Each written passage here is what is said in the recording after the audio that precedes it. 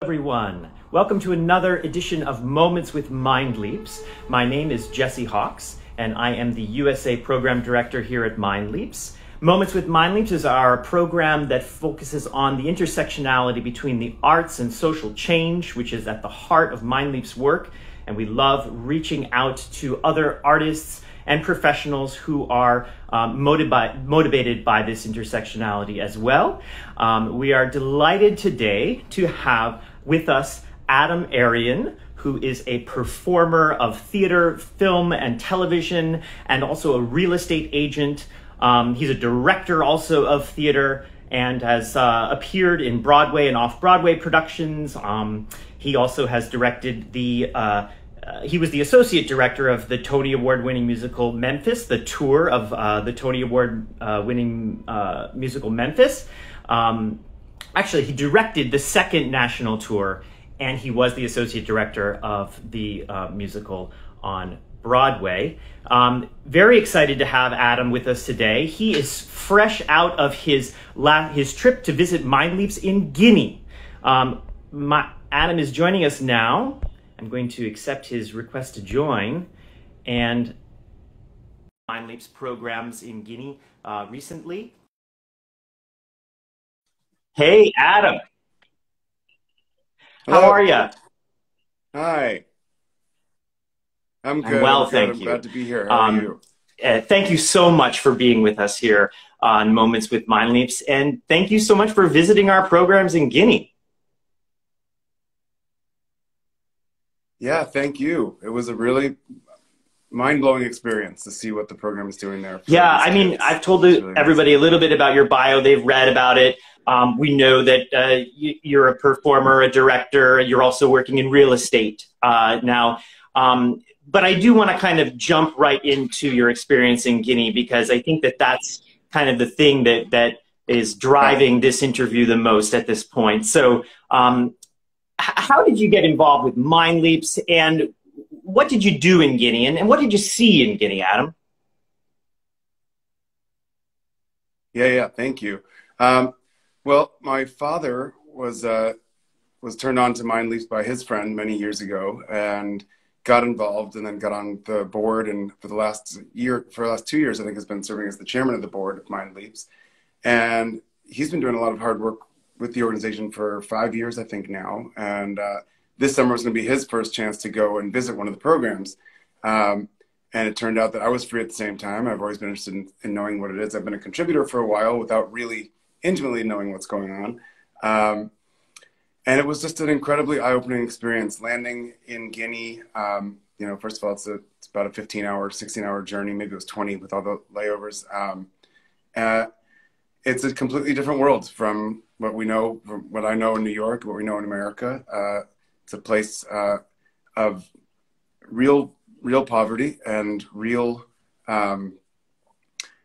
lack of government systems. It feels like, it seems, when you arrive, that you really notice that the roads are in complete disarray. The garbage has not been picked up ever, seems like, and people are living in really somewhat desperate situations, it feels like, although the people there are filled with incredible hope and joy and real kindness, it seems like, for each other, especially around the MindLeaps Center.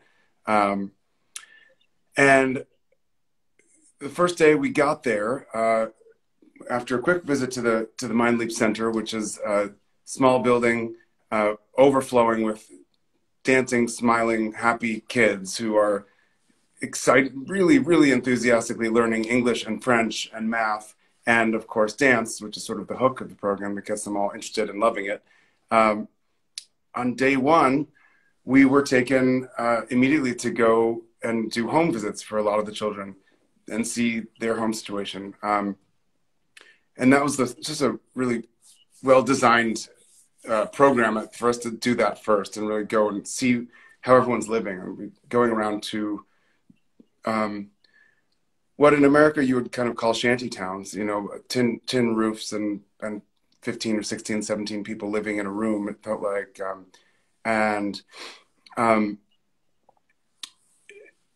Witnessing the poverty that they're living in, and many of them are missing parents or missing both parents and living with aunts and uncles, These are kids who, the kids that MindLeaps takes in are kids that were never going to go to school, hadn't been in school, and because school costs money, even if it's a public school, it costs some money, and private schools cost a bit more. Public schools are apparently 90 or 100 people to a classroom, and teachers often don't show up because they're getting paid so little. And what MindLeaps does is take these kids. I wish I could remember the number of kids that are in the Guinea Center, but it was more than 100. It seems like, and take them in, get them started and educated in French, English, math, and other sometimes computer skills, sometimes career skills, and getting them up to speed for kids who have never been in school, and graduating them sort of after a year for almost all the kids, and then putting them into school for the first time at the grade level they should have been at, and then MindLeaps pays for the rest of their schooling from that point on through the end of high school. So really, it was an incredible, it's just an incredible mission, and being done so well, you know, and to go and see the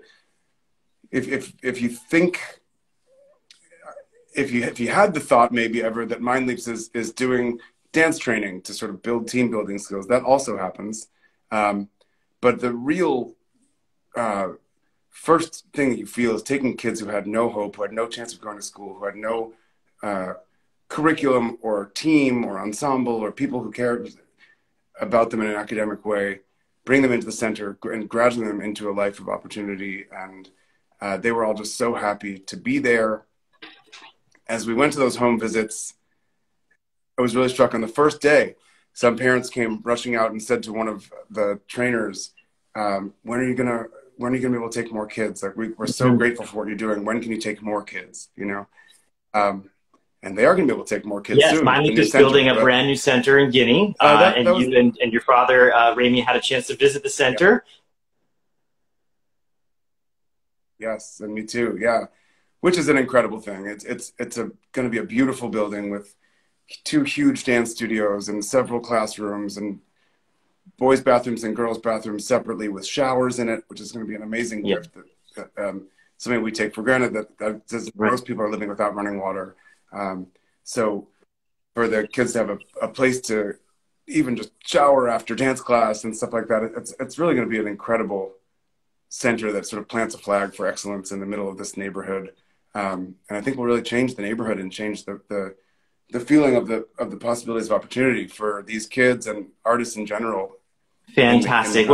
I'm so glad you had a chance to witness that. I think, you know, your dad was saying that, you know, the kids are engaging with the dance, and that gives them this passion for all the other things that they end up doing at the center. Of course, MindLeaps is devoted to boosting social, emotional learning and cognitive skills that very vulnerable children may not be able to improve in without such a dance program.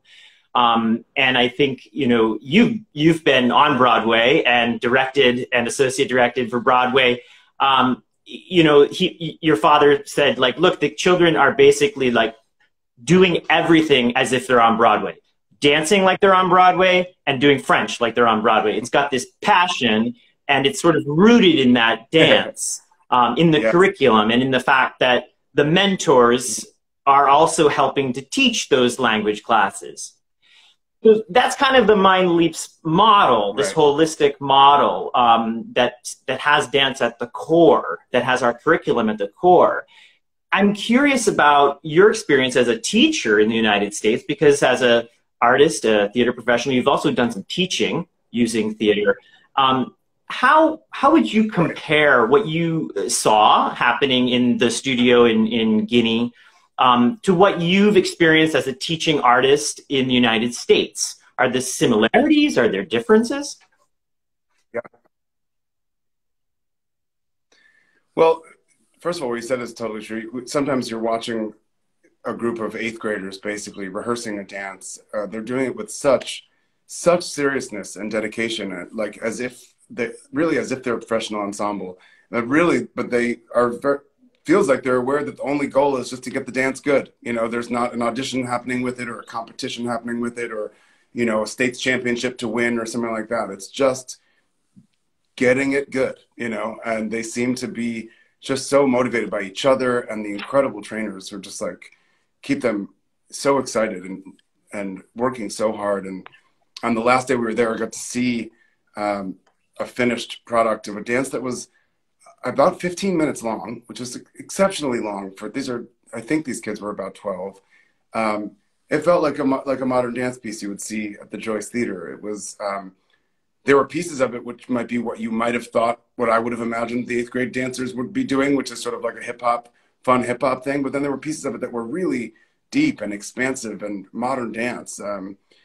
So the seriousness that they're taking it, the seriousness with which they're taking it is just really impressive. Yeah, I mean, you know, and I've done some after-school arts programs in sort of underserved schools in New York, and there's a similar feeling of gratitude for being there often, sometimes by the kids, but nothing like the level here, which is like the gratitude that they have to be with a team of adults that really care about them, that are pushing them to be in a team environment with peers who are, I was really struck with, they're just always lifting each other up and slapping each other on the back and saying great job, even though so much of their educational experience, much more than in America, involves ranking. They're all the time we're talking about, or we put this kid is now at this private school and he's ranked, what are you ranked? Number 6 in your class, number 2 in your class, number 8 in your class.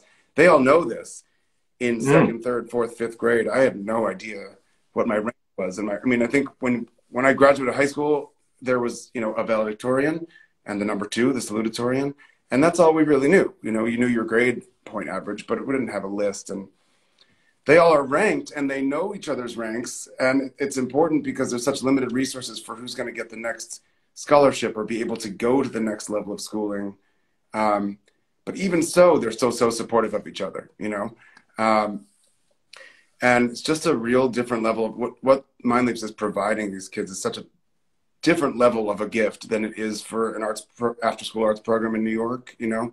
Even though, of course, you have people who really who are needy in New York. It's a totally different thing when you're talking about kids who know that they're going to get their 2 meals. They're going to get 2 meals here today. They're going to have water when they need it. They're going to be, you know, a bathroom with a door when they need it. And people who care about them. And, you know, it really is striking. The kids often come for hours and hours on a day that they don't have to. They just come because they want to be there, even if it's not their class running. After MindLeaps puts a kid into school and then continues to pay for their school for the rest of their schooling, they still have those kids come to MindLeaps after school, which they do every day. You would think that at some point a kid might be like, screw this, I want some free time. And it seems like they don't, because they just would rather be there. Well, yeah, it's interesting. You know, MindLeaps has started doing programs in the United States.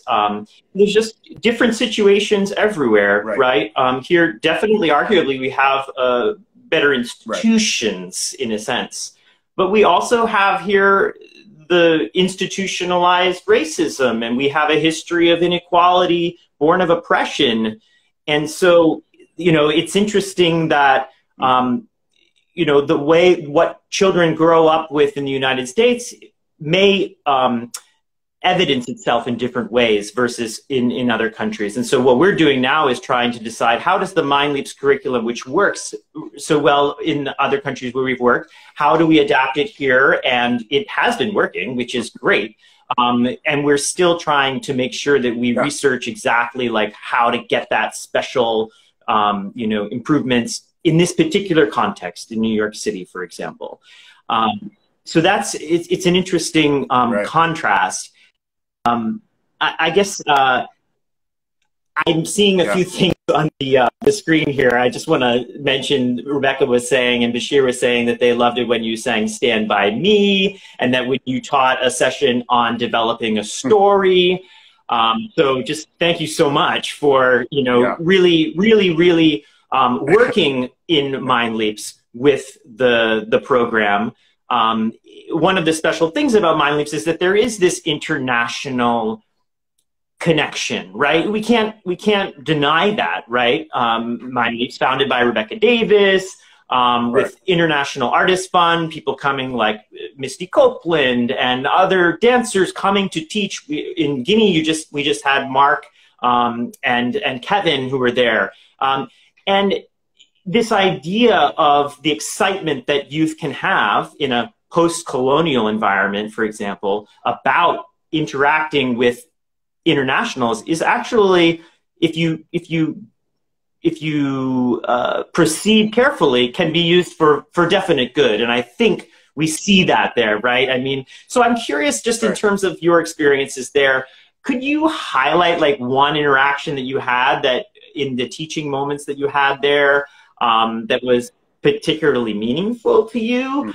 And I also have a follow-up question, which is sort of like, were there any things that you were wondering about Guinea that just weren't answered for you while you were there because you were there for a short amount of time? Right. Well, to the first question, I guess I could,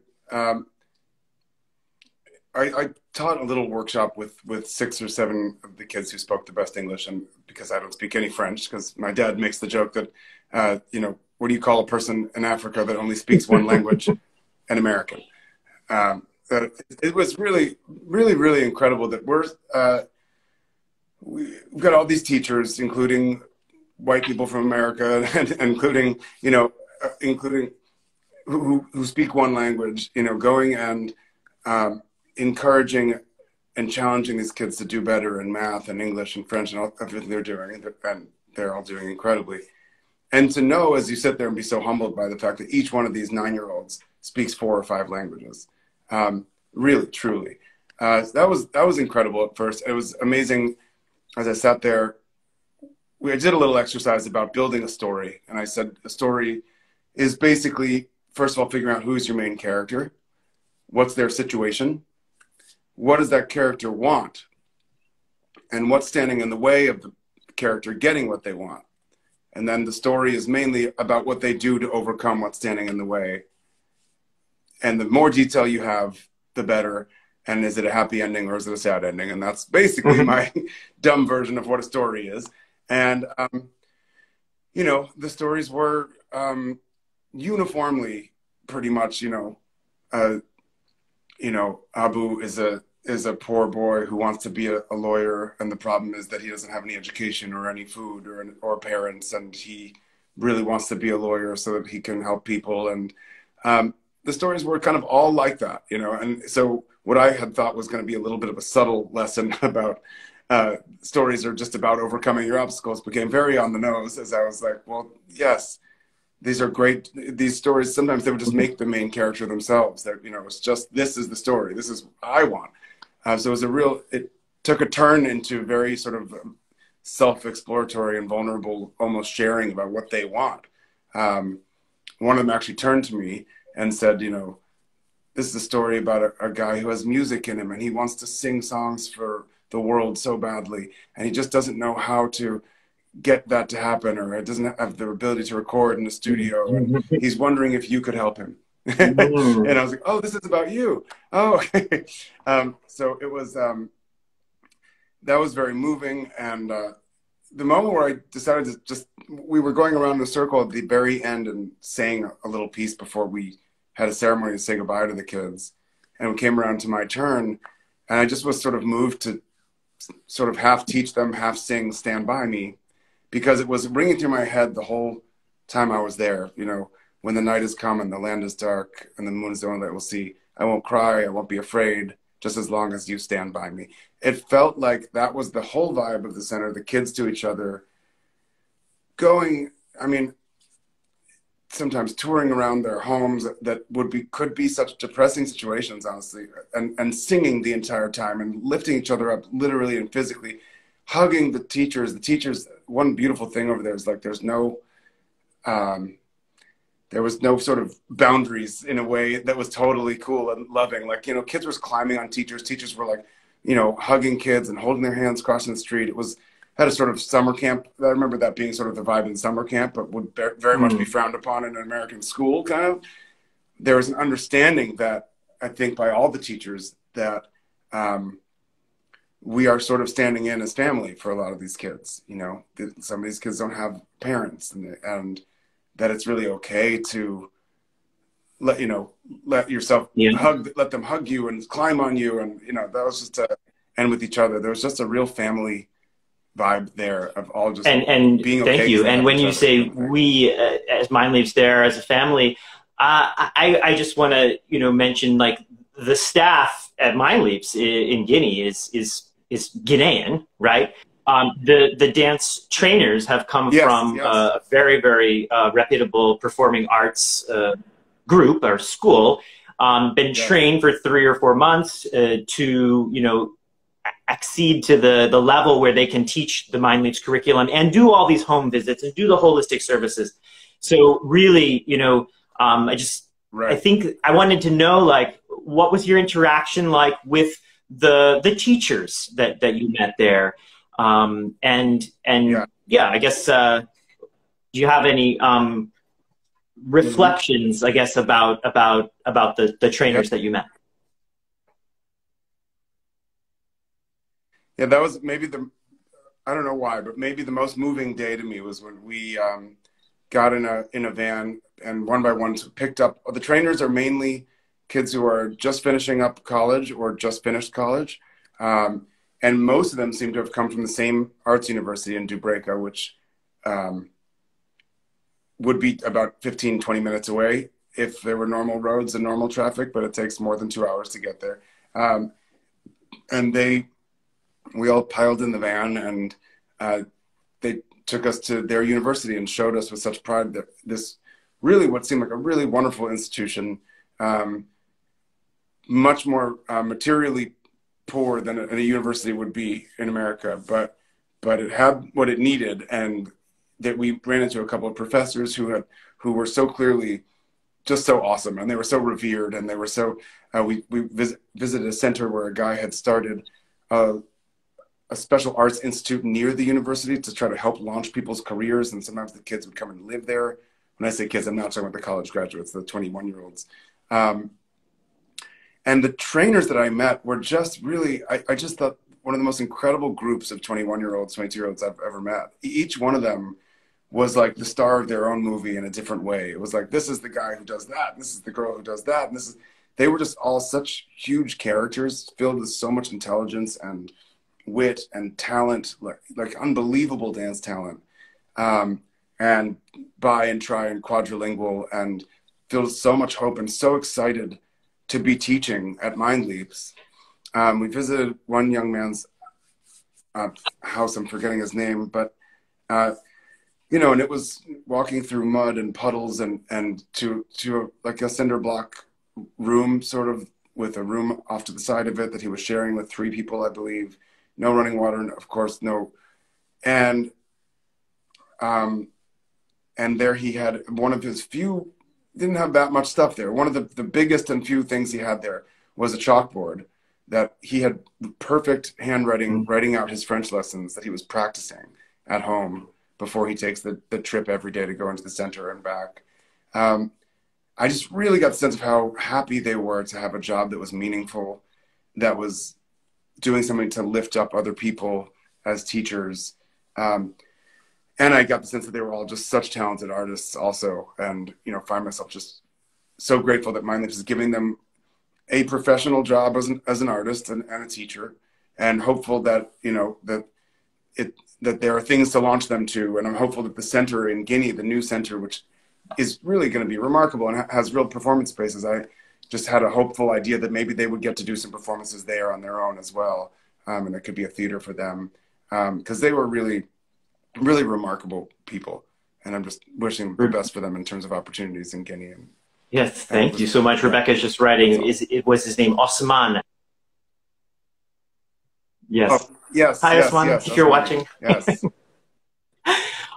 Well, yes, and speaking of performances, some of the MindLeaps groups do have performance groups. I wanted to ask you a little bit about your work in performance, theater direction, writing. The work that you've done in the United States, would you say that it's connected to this concept of social change? Do you find that this drives a lot of your artistic endeavors? I'm thinking about Memphis, the musical, for example, and you know, people might be curious to know a little bit more about how arts works in the United States, and is it very political here? Right. Well, when I've had a chance to direct things, oftentimes I'm getting to pick what I'm directing. Not always, but oftentimes. And I've tended to choose things that, because I'm really interested in politics, and I believe that I mean, you can't really change much without knowing about and caring about politics and who the leaders are and who's running the governments. And I've been a very political person my whole life. I've went and knocked on doors for, I guess, 4 different campaigns now, and I'm 1 for 3. We've lost 3 of them, won 1 of them. Thank God the one that we won was the 2020. But you know, to be honest with acting, if you're during the period of my life, which has come and go and comes again and back and forth, when I'm actually being a professional actor and pursuing professional acting, during that time, to be honest, in the professional world, you're pretty much auditioning for what you get auditions for and taking the parts that you get, unless you're a famous person. So it's more in the world of directing that I've gotten to choose pieces that I thought were political. Memphis, I will be honest, sort of, I was lucky. It sort of came to me because it was being developed at La Jolla Playhouse, which was connected to my graduate school at University of California, San Diego. And I sort of jumped on it and tried to get that assignment just because I had real respect for all the different principals who were creating the show.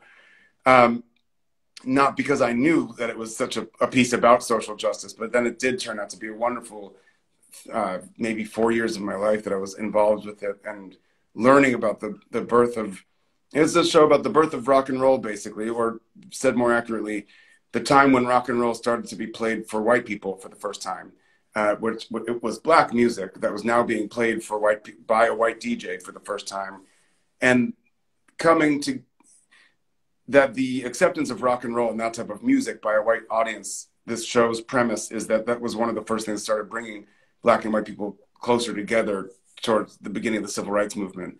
And they sort of starting to realize that we get down to all the same things now, and we like this music, and I like these people, and that music was what brought people together. Yeah, sort of, and I mean, gosh, like, talk about social emotional learning as a society, right? This idea that society needs that music, you know, to bring people together, to help them connect with each other on a human level. Because it's only by connecting on that human level that you're going to take the next step, either as a society or as an individual. I guess, you know, the question that I was asking you, I'll actually ask one of the questions too, which is that I haven't been to Guinea, so I don't know much about Guinea. I do know that there have been a series of coups there, and that literally there's like basically no government, so to speak, right?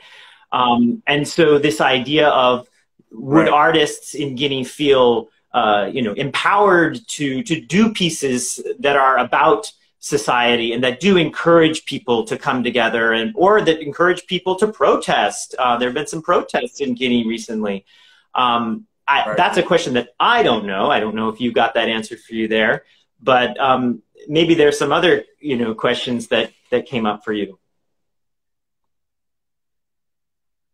Well, yeah, I was really interested in trying to gauge what everyone's opinions about. There was the last time there was a coup was 11 months ago, or no, now it's about a year. So it was September last year, and seems that everyone sort of agrees that it was good to get rid of the last government, who was in place for about 11 years, if I have that right, and that someone swept into power militarily, you know, taking over, military coup, and promising a 18-month transition to democracy, and that we're going to clean everything up, you know, the corruption and the because it really, it is absolutely striking, and I say this with all love and respect for all of the Guinean people that I met, everyone would say the same thing, I think, that it just feels like there's no government. It just feels like, you know, if you took an American city in decline and then left it alone with no police, no traffic rules, no garbage pickup, you know, for 100 years or something. And thank you, Rebecca, saying Conde from 2010 to 22. So, oh no, okay, yeah, 21, right? Okay, so 11 years. So there, it really feels like there's just no systems of government that are functioning. It was very rare to see a police officer, and when you did it, they were much more looking like a military person with a machine gun, you know.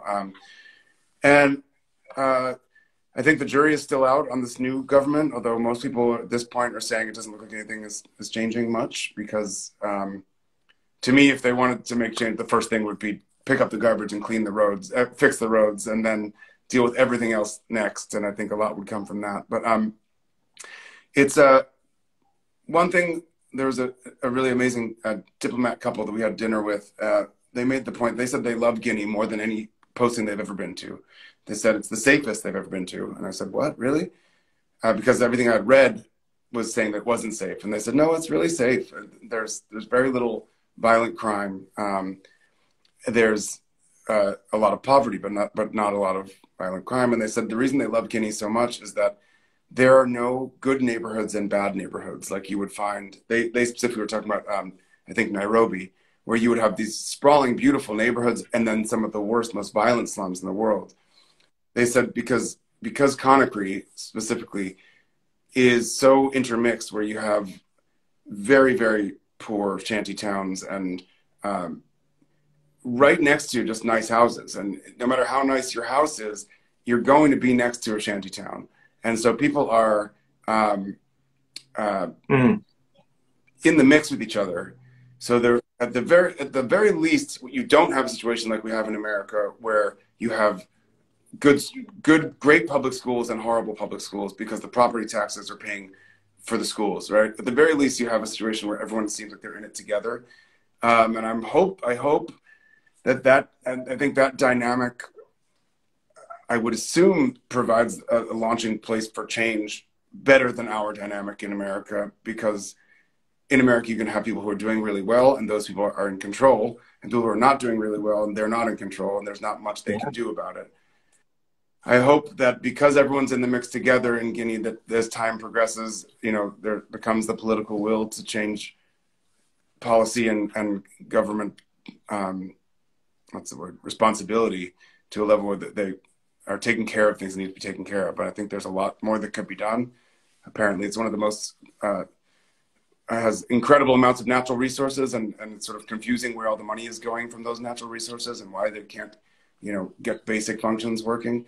But it does definitely seem like the people have energy and have hope. And there are protests, I think, almost every week or two, massive protests, you know, but they're so regular that I'm not sure I'm not sure which protest makes the difference, because they're so regular that everyone knows they're coming and knows exactly what happens when they're going to happen. Well, you know, just this idea that there is this hope in Guinea, despite, you know, this news like, oh, the coup, right? But this idea that it is a very unique society where just because there was a coup doesn't mean that everybody is scared, and, you know, but things are functioning, and the MindLeaps building is going up, you know, as scheduled, and you know, we have great hope for Guinea, and especially with the MindLeaps youth coming out of our programs, and, you know, bringing with them the age-old customs and traditions of the Guinean people, or peoples in terms of ethnicities, because, you know, those are things that continue to live and breathe through the MindLeaps program as well, right? So the dancers coming from outside and having such a history of storytelling, circus, performance. We were so happy to have you be there with us, to be a part of it. So do you think you might want to go back? Yeah, I might really want to. I'm really interested. It would be really amazing to see that center finished and see. I feel like when the kids get into that center for the first time, they're going to be blown away and just running around, screaming and happy. And I just will say, as I'm sure we're probably wrapping up, that I can't think of an organization that makes a bigger impact in people's life in such a direct way that has anything to do with arts, to be honest. I mean, I have been in the position in my life of talking about why an after-school arts program is important, and I believed it, but never to the level that I do here, because it's not an after-school arts program. It's a program that is taking kids off the street, basically, who were not going to go to school, giving them a safe place to be, food for the day, and educating them. And then once they're ready, putting them in school and paying for school. And then there's also dance. That's how I think of it. And it's really magical and incredible, the dedication that you all have put into it, and that Rebecca and Bashir and everyone that's in Africa has put into it, and specifically in Guinea. It's just, you're witnessing change happening in kids' lives, like minute by minute, every day, in a way that's like saving lives, not in a way that's like just building team building. It's like saving lives. It's fabulous, fabulous. Really, I mean, I have basically the same impressions. I just visited the programs in Mauritania. I visited the programs in Rwanda well before it was MindLeaps itself.